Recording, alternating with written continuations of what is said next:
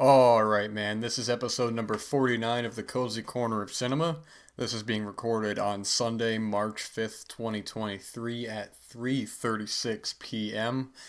It's the end of the weekend, start of the work week. I was going to record yesterday, man, but every time I think the snow is gone, it just keeps on coming back, and we had a pretty gnarly storm overnight. Had to go into work on that Saturday to do some shoveling. I was ready to come home and record, and I sat at this computer, man, and I said, there ain't no way that's gonna happen right now, man. Total exhaustion. So, had myself a cold drink, sat down, and watched a couple films instead. So, here we are now. On a side note, I didn't even realize till recently, I've been calling the Banshees of Inisherin the Banshees of Inisherin. I heard somebody else say that, and I had to actually look it up how it's pronounced, and it is in fact pronounced Inisherin. So I'm sure there's plenty of episodes you can go back and listen to of me flubbing up that, but not a very common word you hear. So hopefully you can look past that, man, know what I'm talking about. Speaking of which, actually, I think the Oscars are tonight. When are the Oscars? I know they're either tonight or next week, man. They are next week. Okay. So I've still got plenty of time to see those films that you've been meaning to see, but have been putting off. I saw the cinema was putting up their Oscar week. They're showing all the Best Picture nominees theatrically, and I think I may have actually mentioned that before. I don't know, but I did want to go see All Quiet on the Western Front in the cinema. In the cinema, apologies. But the timing just didn't line up with my schedule. But I will be getting that 4K when it comes out. Very happy to hear that is getting a 4K. And leading from that, man, I had mentioned before that I wasn't too crazy about the live action and animated short nominees. I saw them all, and I don't want to rag on any of them, but none of them really stood out to me as anything exceptional or too memorable. Some were better than others, and I liked some of them, but for the most part, I just thought that it wasn't the best selection of choices they could have done. So this past weekend, I went to see the documentary shorts. And it was a total flip of the switch, man, because all five I liked. I thought all five were solid in their own right. Let me see if I can remember the names of them. Gosh. The first one was something. Oh, geez Louise, man. I ain't off to a good start. Let me have a sip of coffee, see if I can rack my brain here. I started to drink Green Mountain coffee. It's actually pretty good. Let's see. The first one was How Do You Measure a Year? I think it was called. Interesting one about this father asking his daughter a series of questions from the time when she's 2 until she's 18. Enjoyed that one, although I don't think they should have shown the entire progression at the start, because it starts off with us seeing the daughter, from 2, 3, 4, 5 to 18, and then they cut back to 2 and go forward. And I think it would have been more interesting if they had kind of left it not as a surprise, but kind of as we naturally see the evolution and not right off the bat. The second one was actually Netflix had two of them in this roster.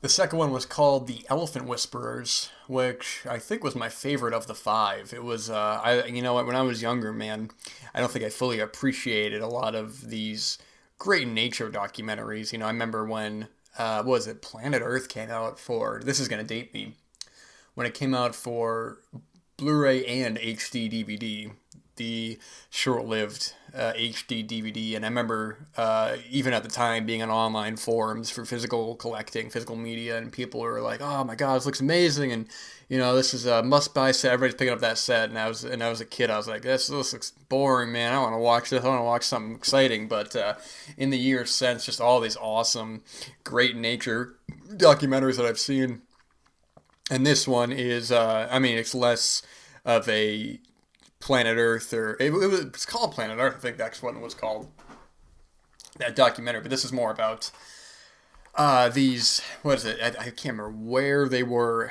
but they were. It was these people out in the forest on the largest Asian elephant kind of range where they take care of these elephants, and it's just it's completely fascinating. They talk about a lot of the deforestation that's going on, and a lot of the elephants, getting lost out there, and it's great, man. I talk about this one elephant who's like been there the longest, and it just could totally. I think this is the longest one of them too.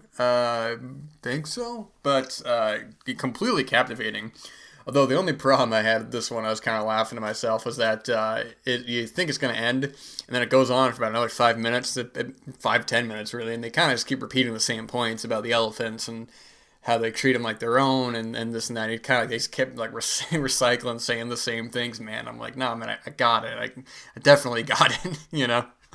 Third one was Stranger at the Gate. And this one was really interesting because the way they do it is, something might have happened. They're talking about this center for this Muslim center in, I don't remember what state it was, Indiana or something like that. And they're talking about this, something happened. And you're like, what is going on? We meet this main guy, and he's talking about his past when he was in the army. And now I was trained to kill. And when he came back to America, he had this he had this prejudice against like any kind of Muslim people and stuff. And this is one that I don't want to give too much away of, because the unraveling of it I find most interesting. And I think this is one that above all else lends itself to the short film format the most, because I could see this being dragged out much more strenuously than simply here. But completely captivated by this one for sure. Really like this. The fourth one was called The Haul Out, and this, I really love the way this one is filmed, although there's a couple times with it, man, I was very curious how they did some of the camera work with it being a documentary. There's times where, the setup on this one, you have this guy, and he's out in this remote, small cabin. Again, I don't remember where it was, but it's this isolated kind of area. It's all like water and ice around and snow. And he wakes up one day, and it's completely just miles and miles of walruses. There's like some 95,000 walruses, and you're thinking, what the hell is going on, man? And it's almost, there's very little dialogue, and we see him basically just living here with all these walruses around. And what I was saying before with the camera work that I thought was kind of peculiar is that there's times where the camera will be in the middle of the walrus field, which is quite funny to say. It's a field of walruses, and you're wondering how the hell did they get that shot out there, man? They just the film crew just stepping over these walruses, man. But I was really liking this. But I think the big problem with it is that so you're watching it, and then at the very end is the text that tells you what's going on, and I almost kind of wonder how much different it would be if you knew what was going on up front, or if they gave the information throughout, because at the end it's like it's text and then fades out more text, and it's just like, whoa, wait a minute, guys, you waited till the last second to do all this is wild as hell, man. You should have spread it out. But I do really like this one too. Like I said, not a whole lot of dialogue, you just follow this one guy. I had a lot of questions behind it too, where exactly he's getting, because it shows him at one point he's digging through some cigarettes to make smaller cigarettes to get the tobacco, to get the tobacco out of those cigarettes and make them. And I was like, okay, so he doesn't have a whole lot of resources. And then a couple scenes later, he's got a whole bag of cigarettes, and I'm like, I think we missed something there, man. How the hell is this guy eating? But good stuff. Really like this one. And then the last one is the Martha Mitchell effect. This was an interesting story I have never even knew about this woman, Martha Mitchell, who was married to, I think it was Nixon's like right-hand guy, or I don't, like, man, I some of these details you're going to have to forgive me on, it's like just, I've worked all day drinking this coffee here trying to wake up, so I do apologize for some of the, my shortcomings in information, but she's married to this fella who's close to Nixon, and they play some recordings of Nixon on the phone saying that he, they're talking about Watergate, and how she was this larger than life personality, and she was going out there and talking to the the papers and stuff, and they're like, oh, we love her, and this and that. And then Nixon gets involved with Watergate, and there's some calls about he's like, hey, we got to get her out of here. She's causing problems and stuff. And this is another good one too. I really like historical kind of political documentaries like this. Coming in here not without really no political bias or kind of political ideology, just telling you the facts and telling you kind of the circumstances of this time about the Vietnam War and all this going on. If I only had the only real issue I think I may have had with it is it kind of could be a double-edged sword in terms of a compliment and kind of a critique, is that I do wish this could actually have been a full feature-length documentary. I feel like there's a lot of information here, and at a certain point I found myself kind of scratching my head as to some of the conclusions that they had connected to Martha Mitchell. And I think that's in due part because they're just trying to put so much information in that some of the, some points I think needed to be fleshed out, because truthfully, I didn't even know, didn't fully get what Watergate was until really not even that long ago, man. You can call it ignorance, and that's pretty much what it is, but I wasn't even totally familiar with what exactly that scandal was. And I listened to a fascinating podcast, and it's these two guys who are like, they just went through all the presidents and stuff and talked about, which is funny because it's not really my kind of it was a comedy podcast that I listened to, and they were doing a whole back and forth about like the going through all the presidents and their highs and their lows and where America was at that point. It's completely fascinating, and they broke down Watergate and did it in a very interesting way. But like this one as well. If any 5 of these won, whichever 5 of these win, whichever one of these 5 win, I'll be happy with. I really enjoyed all of these. Documentaries are just totally, if they're done right, they're just the best kind of, some of the best kind of cinema, really. I find that to get engrossed in a great documentary, to get engrossed in a good documentary can sometimes be better than a great film, because you find yourself really kind of obsessing and interested, wanting to look it up after the fact. I remember there's so many documentaries that you see that are just, I find myself just looking up just more about them and stuff. An acquaintance of mine lent me a copy of The Devil and Daniel Johnson, which was one that I didn't know anything about. I had no idea who Daniel Johnson was, and after the documentary, I found myself looking up what happened to him since the documentary and his music and all that stuff, and it's just it's great, man. It's completely engrossing, and you just don't forget about them, man. They're just, if they're done well, that is, they're just I love them. So all 5 of these are totally up my alley, and if you get the opportunity this week or after the fact, check these out. I would say I'd recommend these 5 documentaries more so than the live action and animated ones. And not to say that none of them were bad. Let me put that way. There's 10 of them there. There's 5 and 5, and none of them are bad. I just didn't think any of them particularly stood out for me. They were all very just kind of average, I thought. But I thought all 5 documentaries here were worth your time, man. Let me get a sip of this coffee here. This coffee's delicious. On the radio or any kind of audio talk, you want to make sure there's no moments of silence, or very little moments of silence, because you want to keep it kind of flowing, man. You don't listen to a radio station and you don't have the host talking and stops and thinks about it. It just goes, it just goes and goes. Although you got a guest on or something like that, there can be pauses. You gotta want to try to find that balance between a good back and forth of just a good conversation but not having too much dead air, as they say. With that said, I was going to talk about this film. Maybe I'll save it for next week, because it's a film that I forgot to talk about a while ago. I watched this film a couple months ago, and I wanted to talk about it, and I just completely forgot to. And maybe I'll save that for next week, because I do want to talk about some of these films, which is the follow-up to the list videos. And I love doing this one. I love doing the follow-ups as well. I love doing the lists, man. They're a ton of fun. I will save the 2021, though. That was the one that I had a lot of fun with. I enjoyed rewatching a lot of stuff, but it definitely made me want to put a cap on some of the recent years, because so many of these films I had already seen that I ended up just... I didn't necessarily have an idea of a top 10, but there were a couple films in there that I knew were going to make it. So the element of surprise in that regard of... looking at the list afterwards is lost a little bit. I knew that.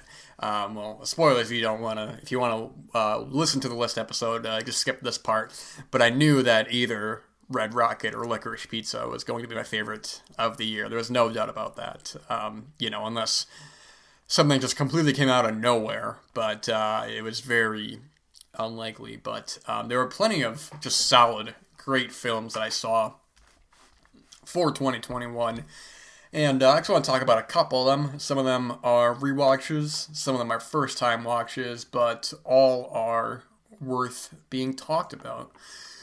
Let me get another sip of the old Green Mountain here, and we'll go right into it. In fact, I'm going to pause it so I can enjoy this cup. And just like that, finish the cup. Alright, man. So, a couple of these films, really liked a lot. On a second viewing, I really wanted to push this film up, but it was just falling short. That's the one of two of the Ryusuke Hamaguchi, if I said that correct. He made two films in 2021. Drive My Car was the big one of the two. I'll talk about the other one in a second as well, but when I saw this theatrically, I think I wasn't fully appreciative of it. I saw it not late at night, but it's a 3-hour film, heavy on dialogue, almost exclusively dialogue. And I'm sitting in the cinema, it's the end of the night, and my attention is not fully there. And sometimes it just happens, man. Circumstances, whatever it might be. So rewatching this film, it totally just shot, my opinion on this just completely shot up. This is 3 hours, and but it doesn't. I mean, I don't want to say it doesn't feel like 3 hours because there are a couple of you're aware of the runtime, but it's never boring. It's constantly doing something interesting with these characters and the character writing. I really liked the dynamic between the lead. If you don't know what the film is about, you have this guy who's a playwright, and his wife I think she was a screenwriter. She was another writer as well. They love each other, but she dies. So we cut to some time later, and he's doing this new play in a different part where he has to go to. I don't remember exactly where, but they require that he has a driver. So it's this kind of young girl, and he really values his time in the car. He wants to go over his lines because he wrote it. He's also an actor as well. And there's a dynamic that comes into the film where you have another character who he previously had an encounter with, to leave it at that, and he decides to put him as one of the leads in this play. So we kind of work with the relationship between him and this main guy and the girl in the car as well, and never in a way that feels insincere or melodramatic. There is not those ridiculous monologues that oftentimes can plague a film's realism, where characters, you watch a film and a character has this big monologue, and it can be powerful, but if the writing's not there, then everything else that is not good about it is going to stick out more. They never stutter on their words. It's the most profound thing you've heard. It's ridiculous, man. It's how often does that happen, man? Here, there's none of that. It's just a very well-told story. It's a quiet character film. There's very little score in the film as well. When it does use pieces of music, it's to enhance the mood of it. I mean, I love these long shots of the car driving. Long shots meaning like literal. You just see this long stretch of road ahead, not long as in the runtime of each shot, but they know when to play the music at the right time. And I just found this to be such a cozy and touching film that on a second viewing, I was able to appreciate a lot more. And the other film that he directed in 2021 was Wheel of Fortune and Fantasy, which I didn't like as much, but is still very good. It's 3 stories, the middle of which I thought was the most interesting of the 3, the way that they handle a back and forth between these two characters, which it's a little tricky to talk about these shorter kind of stories without just giving away the whole thing, but it's a character is trying to persuade another character, and the pieces of dialogue that they balance off each other was really solid. I think I do want to rewatch this at some point, but I wanted to just highlight this because it is the same director in the same year, and it's not too often that we get filmmakers who make two films in the same year. Contemporary, that is, nowadays. Back then they'd have how many films did Jess Franco make in a year? You can tell how tired I am, man. I almost called the man Fresjanko. Jeez Louise. Man. But both are worthy of your time for sure. Let's see here. Spencer was one that got a lot of talk when it came out, and I had missed it in the cinema. Another one I really enjoyed as well. Who was the director on this, man? Pablo Larraín. I thought that name sounded familiar. You know what? That's what it was. Okay.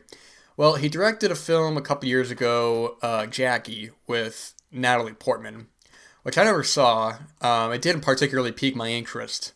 But he did another film that I've been wanting to see, Tony Manero, which I tried to watch a little while ago, and I couldn't find a place for it. It was the guy who was obsessed with Saturday Night Fever, and I've heard some really solid things about that. It's the film that I did see that I liked a lot, that is kind of really not talked about a lot, from 2012. It's this film No, starring Gael Garcia Bernal, and I always gotta look up whether it's him or Diego Luna, because they both look the same. They were both in You Tu Mami Ambien, and I get them mixed up all the time. I can't even tell you the amount of times where I said, oh, that's a Diego Luna film, and it's Gael Garcia Bernal. And then they did Rudo and Kersey. Now, No is a solid film, man. This is when you get an opportunity, look up the trailer for this film, because the way this is filmed, it's really interesting. It's filmed on like an 80s, like almost news camera, kind of. It's got a very distinct look to it that I've never seen another film shot like this. And I remember seeing it theatrically and being really impressed by it. But Spencer is the one that I loved this film, man. When I initially started watching, I really didn't know how I was gonna feel with it. I think when I first heard Kristen Stewart in the film, I was like, I don't know about this. But then the more I'm watching it, the less, Kristen Stewart has proven herself to be a solid actor, a solid contemporary actor. She's, some of her recent work, I found her very interesting in. Even if I'm not always crazy about the film, like I wasn't crazy about Seberg, but I thought her performance was very good, and she was in a film I love, Adventureland, from 2009. That's a Greg Mottola film, and that's just what a terrific film that is. Just one of my favorite films of the 2000s. But Spencer, it's a very mannered film. There's lots of great tracking shots. These big open fields that were reminding me at times of something like kind of last year at Marienbad, in terms of, I would say, the move to a certain extent. Last year at Marienbad it's not a film I'm comparing to at all. It's a very different kind of film. I'm just saying, and more so these giant open kind of what's the word I'm looking for? Like these, gosh, I apologize. I can't even find the word right now. But some of the ways that the camera was set up, looking out, on like a pier, and just looking out into like these organized like bushes and stuff. I swear this always happens. I'm gonna stop recording this in about an hour. I'm gonna say that's the word I meant to look. That's what I meant to say. But Kristen Stewart quickly won me over. Solid performance. Sally Hawkins has a small role. She's always a delight to see. She's in this new film coming out that looks pretty good about her finding the grave site, or where some king died in Scotland. I don't remember the name of it. I don't remember anything today, man. But dude, man, I just was totally engaged with this film, man. It's just you really get into the headspace of Princess Diana, of just this, she's telling herself it's only this 3-day weekend that she's there for Christmas, but just this feeling of being an outsider, and this kind of mental anguish that she's going through, without it being melodramatic. As I was saying with Drive My Car, there is no big comical breakdown scene where you scream and shout, and there's none of that nonsense, man. It's a much more mannered film than that. and just really, really enjoyed this one. This was a first time watch, and these two, Spencer and Drive My Car, were two that I was trying to find a way to get into the top 10. But the top 10, all 10 of those films, I was just like, I can't get rid of any of these, you know? It's just great stuff, man. Really enjoyed both those. But then I'm looking here. I mean, a lot of the ones that went up, I will say Titan was a rewatch that I'm glad I rewatched. I think when I initially saw it theatrically, I wouldn't say I disliked it, but I didn't quite know what to make of it because it's doing so many different things that initially I don't think fully worked for me. You have this first act where you get this really kind of heightened experience of this woman who I mean, has this relationship with this sexual relationship with a car, and you're like, what? You're wondering, okay, it's going to go in this direction and be this kind of heightened reality, and it has that throughout. I mean, there's moments throughout where it has this really heightened, like she's, she gets impregnated by the car, and she's like leaking motor oil and stuff, and you hear that premise, and you're like, you think it's gonna be one kind of thing, but then you get into the middle, and it becomes this serial killer plot. And you're like, what the hell is going on, man? And then you get into the second half of the film, and it just completely flips on its head. You know, you have the heightened reality, these exaggerated moments and sequences, but then you have this really incredibly tender relationship between a father missing his son and her who is impersonating the son. And there's one line in the film, man, that when I saw it again, it just made the hairs on my arm stand. And I don't even know if I want to give it away or not. It's a line that the father says to her, and I don't want to give it away, man, because it's not even a spoiler. But I think I'm not gonna. For one, I don't want to butcher it, and two, I think you need to hear it in the context. It is what I was talking about before with like a film like Licorice Pizza or something. It's this something. When I say romantic, I don't mean any kind of like lustful or sexual romance. More of like a friendship, I guess, but it's something that goes much more than just being like, oh, these two are friends or these two are lovers, and they're gonna say that, and that's their line. I love you, I love you. That's the line. It's something that when he says it, it's so much more heartfelt and so much more sincere than just a simple other piece of dialogue you could use. Yeah, I really enjoyed this one on a second viewing. It makes you want to rewatch Raw from the same filmmaker. I don't know her name. I want to pull her name up right here. Julia Ducournau. Because Raw, I had a similar kind of feeling where I haven't seen that film since, but when I initially saw it theatrically, I liked it, but I was like, I gotta really sit on this. And I think that if I rewatched it, I'm gonna have a greater opinion on it. I'm confident, man, but we'll see. I don't have too much time left, so I didn't get to nearly the other films I wanted to. There's some other films I wanted to mention. I'm not gonna get time to do it, man. Just some other films in here that the complete list is on Letterboxd. If you just look up Dan the Cameraman, you can find it on there. I'm happy to say there were only 4 films I could say out of 84 that I could say I didn't like. At least that I would, let me say 4 films that I wouldn't recommend. I mean, I'd recommend all films, but if you was like, hey, I'm going to put this on right now, should I watch this film? Or would you watch this film? And I'd be like, nah, I wouldn't. A 4 out of 84 is not bad, because everything above that, I mean, even films that are like number 80, 79, 78, I mean, there's it's like, kind of middle of the road on, some things they did good, some didn't. Really, only the bottom 4 I would say, like, that wasn't good. That was not a good film. But other than that, man, weekend is at an end. The work week is beginning for most people, unless you're like me and you work on Sunday, then you're starting off the week headstrong, man. This is not the time to sit back and relax. This is the time to get the work done. We're going to be going into the spring sooner before we know it. And we're going to try not to get distracted because, in winter you stay inside, you stay in from the cold. And spring and summer you want to go out and do all this crazy stuff and get distracted. And we've got to stay focused, man. Got to stay headstrong. And that's what we're going to do. You guys make sure to catch up on your Oscar films if you need to. Plenty of them are streaming, I'm sure of it. I think almost all of them are available to watch at home. But don't quote me on that, man, because I'm going to get that wrong. So you guys enjoy the rest of your day. Thank you for listening. Enjoy the rest of your night as well, whatever it might be. And let's get the job done, man.